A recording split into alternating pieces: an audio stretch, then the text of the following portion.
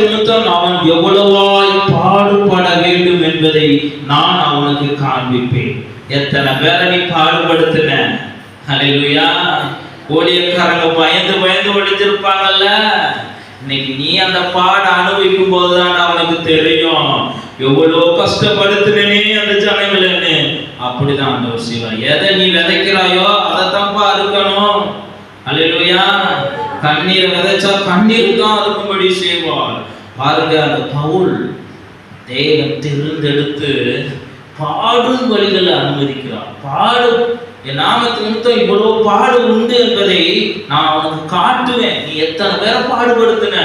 அப்போ உன் மனம் குளிர்ந்திருக்கும்ல, அப்போ நீ சந்தோஷப்பட்டிருப்பல்ல, அப்போ நீ குதிச்சிருப்பல்ல. அசிங்கப்படுத்தி சிறையில் அடிச்சு அடிச்சு கொன்னு போட்டு எவ்வளவு வேதனை. அந்த வேதனையை நீ அனுபவிக்கும் பொழுதுதான் தெரியும்